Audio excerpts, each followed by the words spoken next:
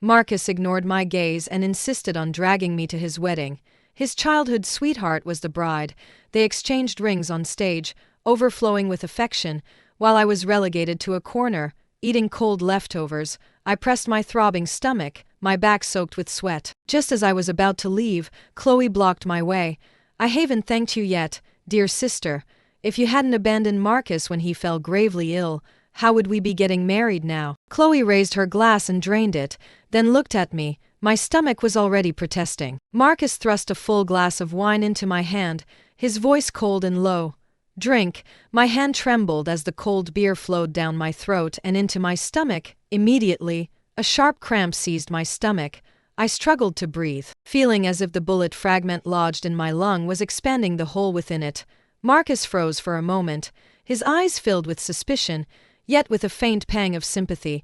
I felt air whistling through my lung, and quickly swallowed the coppery taste in my throat. Forcing a smile, "Happy wedding," he instantly tightened his grip on the glass, gritting his teeth. "Is that all you wanted to say?" I fought back the tears threatening to fall, my entire body aching terribly. I had to lean on the table just to stay upright. "I'll repay the 100,000 I owe you from back then as soon as possible." Chloe didn't know the reason, but she understood Marcus was the creditor. She haughtily declared back then. "Who knows how long ago that was? What if you keep procrastinating and never pay it back? You have until next month to pay it all back, or the Qin family will make sure you regret it." A full $100,000, paying for Grandma's funeral, had nearly depleted all my savings. In my current situation, it was impossible. Marcus looked at my frail figure, a flicker of complexity in his eyes. He opened his mouth to say something, but Chloe interrupted him. "Marcus, if her true intentions hadn't been exposed by you, you'd probably still be in the dark. Don't you think what I'm doing is right?" The man's gaze reverted to its initial coldness, practically piercing me. He intimately wrapped his arm around Chloe's waist. "Of course it's right. Chloe always thinks of me in everything she does. I've already bought Chloe's favorite necklace. From now on, just tell me what you want, darling, and your husband will get it for you." Chloe's eyes sparkled. "You're so wonderful, darling. That necklace is a precious item worth tens of millions." "Thank you, darling." The family's business was vast and prosperous. How could they possibly need my $100,000? After showing off, they didn't forget to sneer at me. "Don't forget about paying us back." I nodded, my face pale. Marcus and I had been together for 8 years. Once the most talked about couple on campus. Though poor, we both had lofty ambitions. He majored in finance, while I was an art student, a painter. How could I have imagined back then that our relationship would come to this? His hereditary lung disease suddenly flared up, and he lay in the hospital bed, struggling to breathe. For him, I worked day and night, barely sleeping, just to afford his surgery. I lived on bare minimum, yet bought him the most expensive supplements. I worked odd jobs everywhere, but told him it was easy. It wasn't until I secretly underwent compatibility testing and received the results that I froze for a moment. The good news, Marcus could be saved. The bad news, it would cost me my life. The coppery taste in my mouth grew stronger. If I didn't leave soon, it would definitely arouse Marcus's suspicion. I hurried forward, intending to leave, but my body was too weak and I swayed as I passed Chloe. She covertly tugged at me. My stomach slammed hard against the table corner, and a mouthful of blood gushed out. "Ah, my wedding dress!" Chloe shrieked and screamed, cursing under her breath. The hem of her pristine white wedding dress was now stained crimson with blood. Marcus's expression tightened. He quickly helped me up, his voice anxious. "What's wrong? What happened to you?" His eyes were filled with worry and unease, but I couldn't tell him the truth. I couldn't ruin the beautiful life he had now.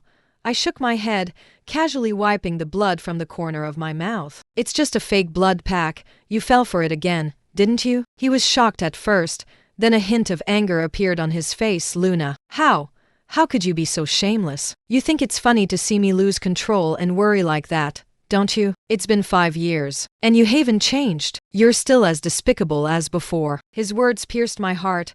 He used my lung, his breath coming in ragged gasps as he cursed me. I forced a smile. "Yes, well, since Mr. Marcus still has feelings for me, why don't you do me a favor and forget about the money?" Chloe was sobbing uncontrollably nearby. Hearing my words, she threw herself into Marcus's arms.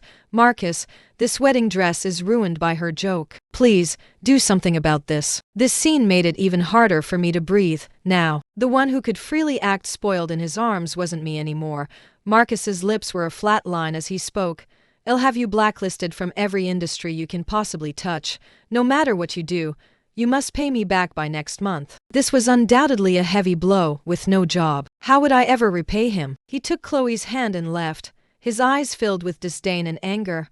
I grabbed a nearby bag, holding it to my mouth to breathe deeply. It took a long time for me to compose myself. 5 years ago, seeing Marcus's pale face as he lay in the hospital bed, I didn't hesitate to contact the doctor for compatibility testing. The doctor said I was 1 in 10,000, and my lung was a perfect match for Marcus's body, but I could only receive a donation from a benevolent person, and the rejection reaction would be severe. Even if I lived, my lifespan wouldn't exceed 10 years. Fortunately, I was still alive. Yet, after foolishly standing behind him and taking a bullet for him, I realized he had countless bodyguards by his side.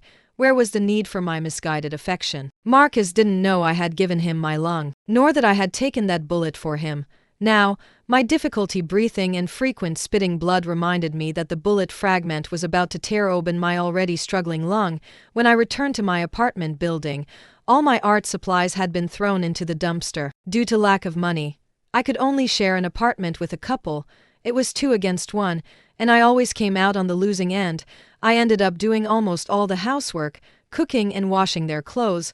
I was practically a maid in that home. We've saved up and bought this apartment. From today, take your things and get out. The boy, full of himself, watched me hunched over, rummaging through the dumpster for my art supplies, then slammed the door shut with a bang. I was covered in dirt, focused solely on finding that one painting. It was a painting Marcus had done, the only one of its kind, and I had treasured it to this day.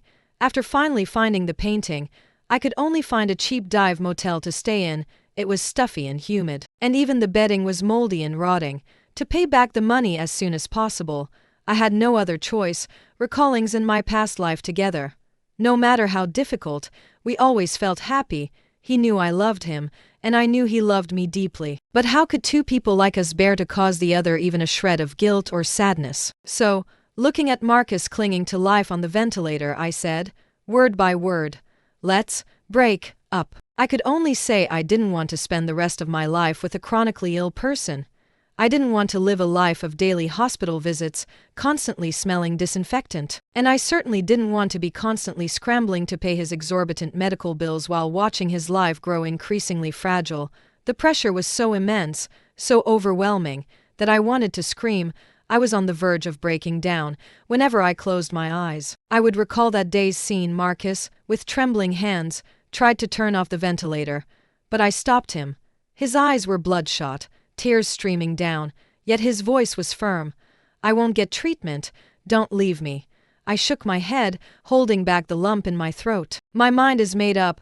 The moment I saw he was safe, my heart finally settled. It wasn't long until, as the eldest son who had been taken in, he naturally had a chance to compete for the family inheritance. He got out of the car to negotiate, and the red dot of a sniper rifle flickered faintly in the trees. I embraced him almost without hesitation, shielding him from that bullet. Facing another chest surgery, I lay in the hospital bed, blood pouring from my mouth, and brazenly borrowed $100,000 from Marcus. I rubbed my chest, a dull ache throbbing. Marcus certainly kept his word. He truly had me blacklisted from the industry. All my job interviews went nowhere. Left with no choice, I had to go to the underground market. All kinds of work were done there. Sarah and I borrowed money, bought art supplies, and set up a stall. Someone actually paid me to draw, but I was drawing nudes. I suppressed my nausea, watching the two people copulate in front of me, yet I had to continue drawing with a straight face, until one day, Marcus and Chloe appeared before my eyes. He wore a high-end suit, completely out of place among the surrounding crowd. Chloe was dressed provocatively, her chest subtly brushing against his arm. Instantly, the expressions of those around us changed. Everyone knew a big client had arrived. I quickly put on my mask, about to leave, but Chloe spoke up. Hey, the artist, draw something for us. She blinked her big eyes at Marcus. I've heard there's a skilled artist here. Let's see how good she is. I paused, watching the two of them, impeccably dressed. Sitting together, it was as if they were taking wedding photos. Marcus frowned, looking around, clearly displeased with the environment. For a moment, I gazed at him, somewhat mesmerized. All these years had passed, and Marcus still hadn't changed. The malice in Chloe's eyes was clear. She rushed over and slapped me. Why aren't you drawing properly? Staring at someone else's husband. Whore. My breathing immediately grew shallow. A buzzing filled my ears, and even my vision blurred. Marcus strode over, caught my eye, and recognized me almost instantly. His eyes held a pang of sympathy, but it was replaced by mockery in the next second. So, the great artist from back then. Now drawing in a place like this, my heart instantly ached. He still remembered the grand ambitions I once declared. People around us were watching. Until someone broke the silence. Looks like that guy is her ex-boyfriend. Tsk. She must be having a rough time. What kind of great artist? What's so refined about drawing this stuff? Hey, aren't you the one who draws nudes? Why aren't you drawing today? Marcus's hand tightened on my neck, his eyes narrowing slightly. He almost gritted his teeth as he said, "Nudes? You're doing this here?" I was no longer the virtuous and refined college student I once was. More and more people gathered to watch. Some even spat at me publicly to humiliate me. Marcus looked at me, laughing in furious exasperation, his cold brows curving sharply. "You want money, right? Then draw a satisfactory portrait of my wife, and I'll pay 100,000 for it." Chloe naturally understood Marcus's intention. She walked towards me step by step in her high heels, smiling sweetly. "Make sure you draw it well." I sketched her outline, not daring to let my mind wander. But my heart was filled with bitterness, even my breath tasted of blood, and my hands trembled uncontrollably. I kept pressing my chest, trying to draw in more oxygen. After I handed the drawing to Chloe, she glanced at it casually, and then, in the next second, tore it into pieces and threw them into the air. The next moment, I felt a violent kick to my chest. Marcus's shoe print was clearly visible. "You made my wife very unhappy." His eyes darkened, a chilling coldness erupting within them. I lay on the ground, unable to get up for a long time, unable to breathe, my throat choked with blood, and I couldn't utter a single word. Chloe squatted down, her heel grinding heavily into my fingers.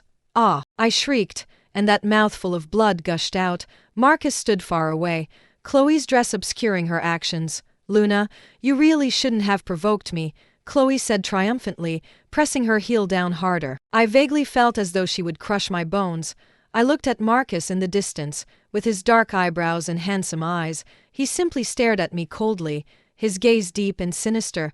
The next second, I erupted into earth-shattering coughs. I couldn't control it anymore. With each cough, large amounts of blood gushed from my throat, my already weak body. How could it withstand Marcus's kick? "Luna, what's wrong?" Marcus's eyes narrowed slightly, a trace of panic flashing across his face. Chloe also quickly retreated to the side. But I continued to spit blood, gasping with a rattling sound. The amount of blood was so vast that it stained half my body red. Sarah ran over and quickly pressed an oxygen mask to my face. She shouted at Marcus, "Are you insane? Luna is going to die. If she hadn't given you her lung and taken a bullet for you, would you be standing here healthy today?" He swayed, freezing in place, feeling as if something was tightly constricting his throat, making him agitated and uneasy. Marcus's indifferent eyes quickly filled with alarm. He looked at the shoe print on my chest and remained silent. After a long moment, he finally spoke. "Luna, you're truly good at acting, this time. You even roped someone else into deceiving me. My kick wasn't hard at all. You've pulled this trick before. Are you trying the same old stunt again?" He was referring to the incident at the wedding. After receiving oxygen, my dilated pupils slowly refocused, but my heart ached terribly, as if it had a gaping hole now, no matter what I did, in Marcus's eyes. It was merely an excuse to avoid paying back the money.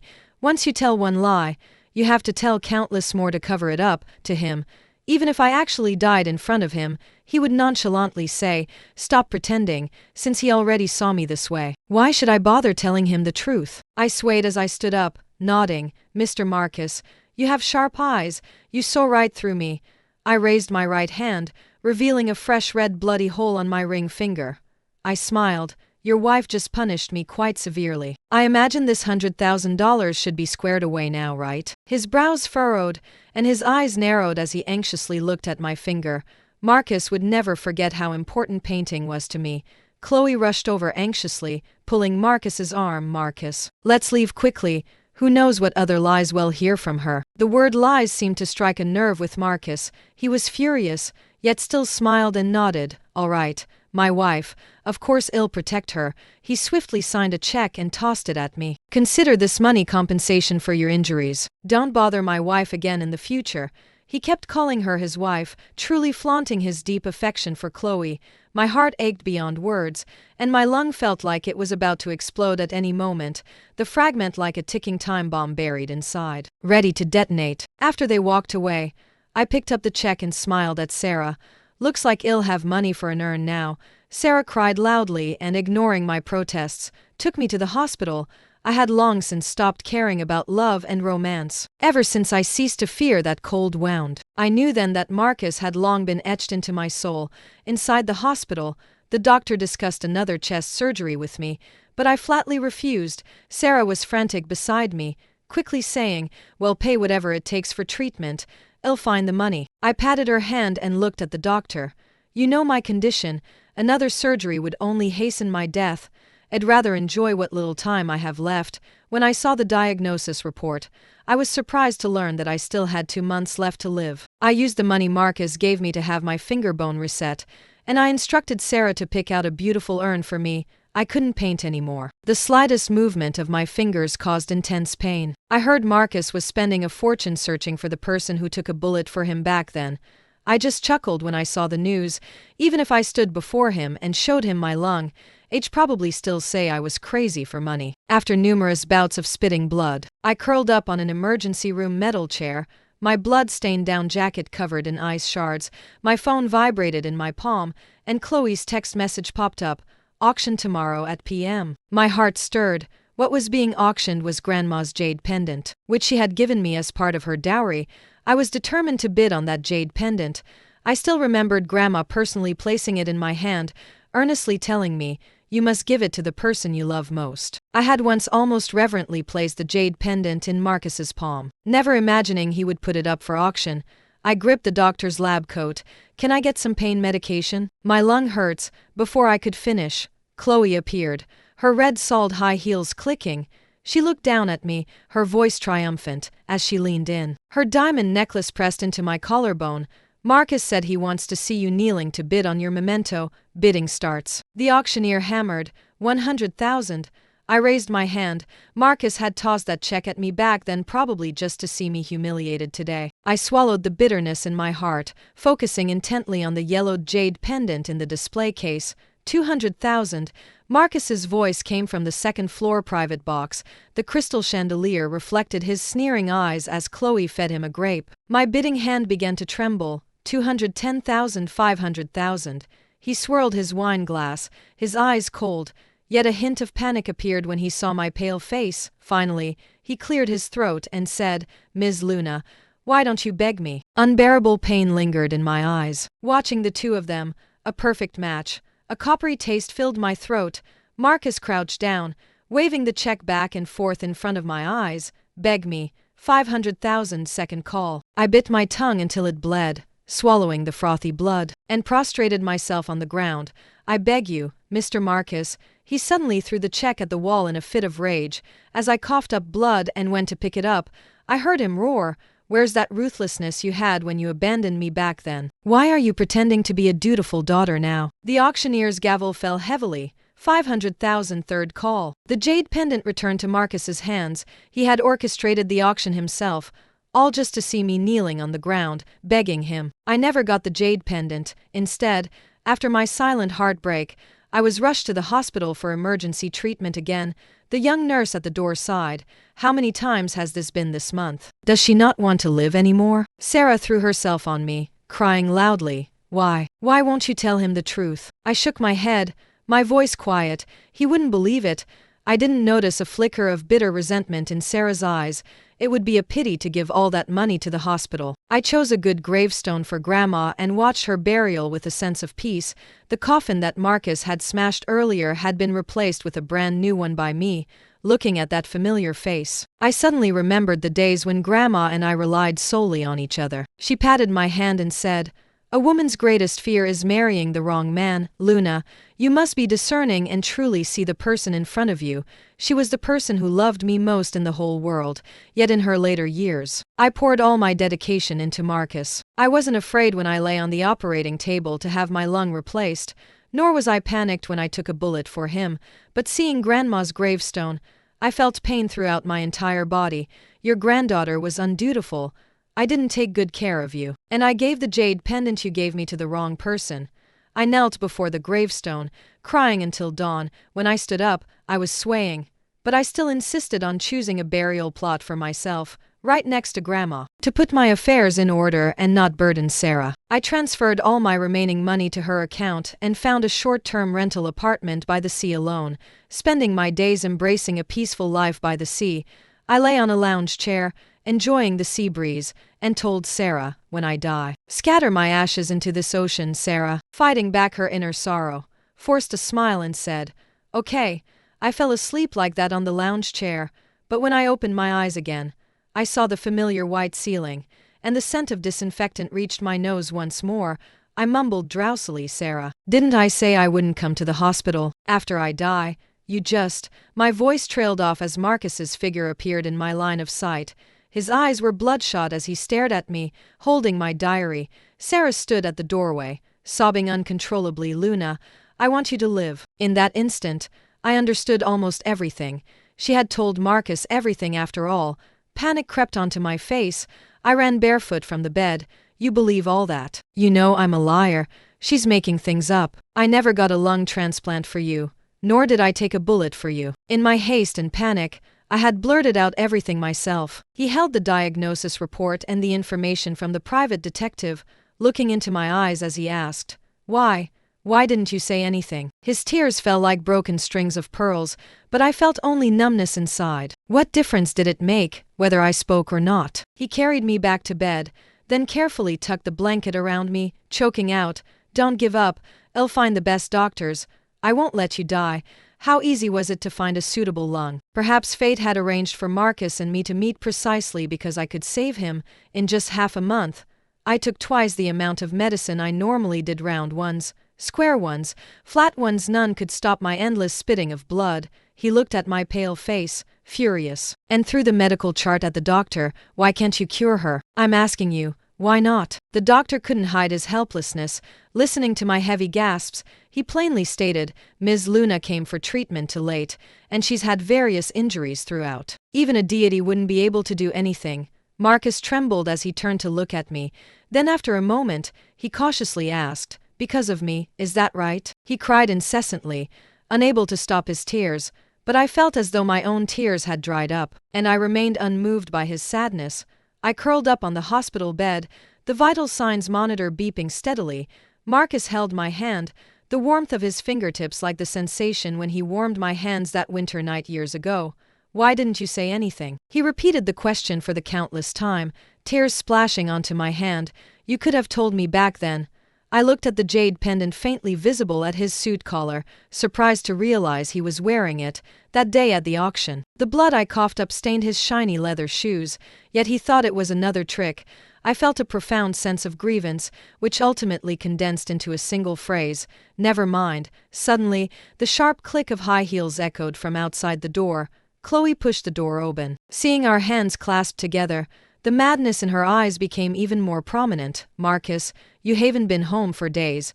Why are you with this whore?" "Shut up!" Marcus flung her hand away, and the medical chart scattered across the floor on the X-ray. My right lung was covered in spiderweb-like cracks, with a bullet fragment embedded deep in my bronchial tube. Chloe suddenly clapped her hand over her mouth.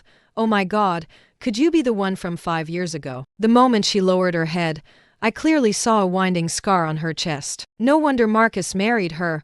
No wonder Marcus had sent private detectives to search again for the person who took a bullet for him. So Chloe had used this scar to gain Marcus's trust. The truth had only been exposed a few days ago. Marcus hadn't even confronted her yet, and she had already delivered herself to him. Chloe's delicately made-up face instantly contorted.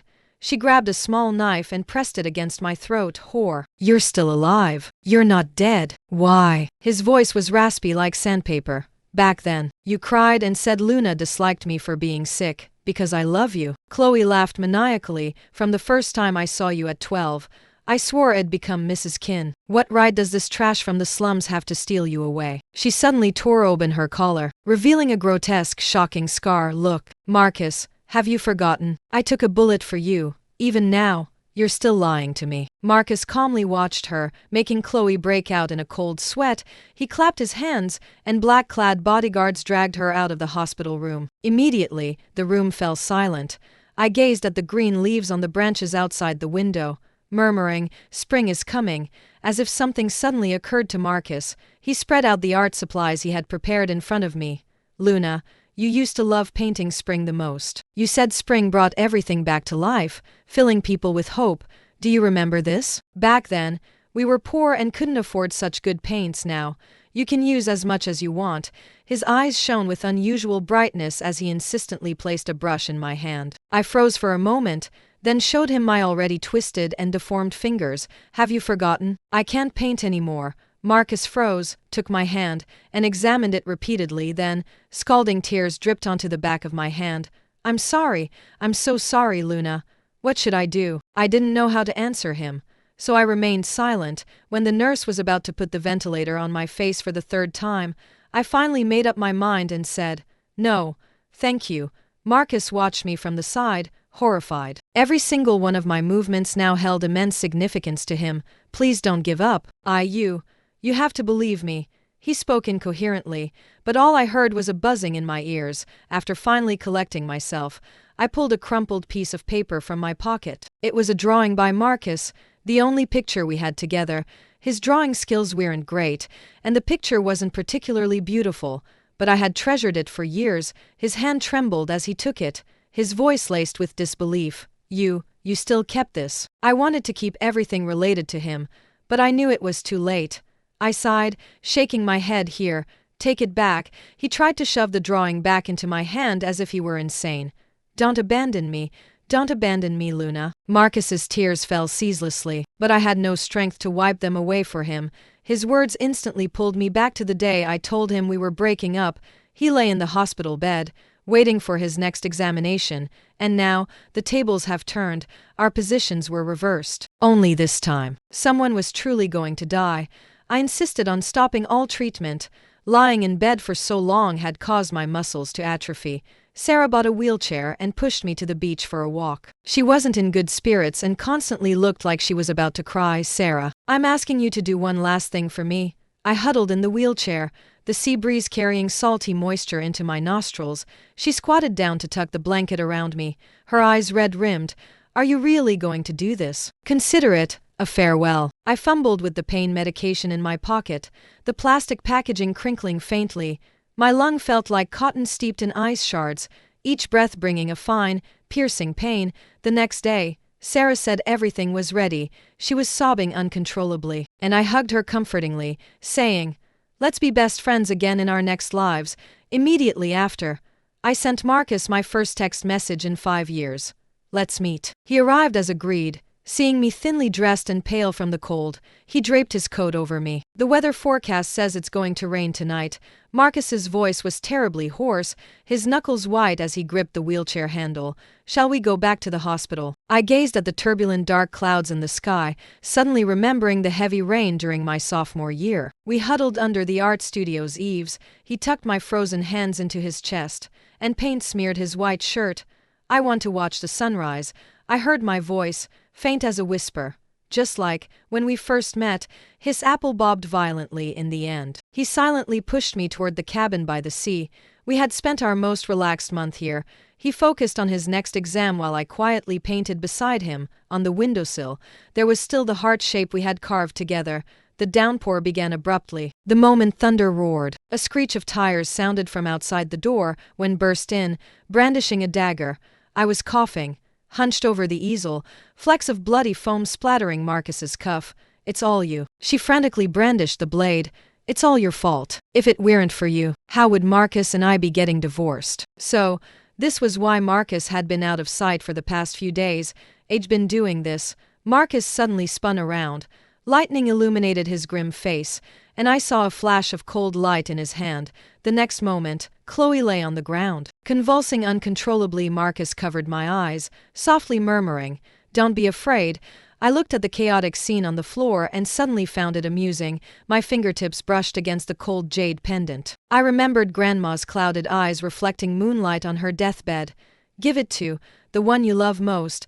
I looked up at Marcus's face, and suddenly, from the bottom of my heart, I wanted to give a sincere smile. "Mr. Marcus, when I die, can the jade pendant be buried in Grandma's grave? She told me to give it to the person I loved most in this life. But now, on my deathbed, I realize I've never found that person." Marcus's body stiffened. After a long moment, he managed to choke out, "Okay," as an intense pain exploded in my chest. I heard Marcus's heart-wrenching cries, "Luna, Luna, I love you. Please, don't." In my last flicker of consciousness, someone placed the warm jade pendant in my palm, and salty liquid continuously dripped onto my face. I finally slowly closed my eyes. Perhaps everything had been wrong from the day I met Marcus.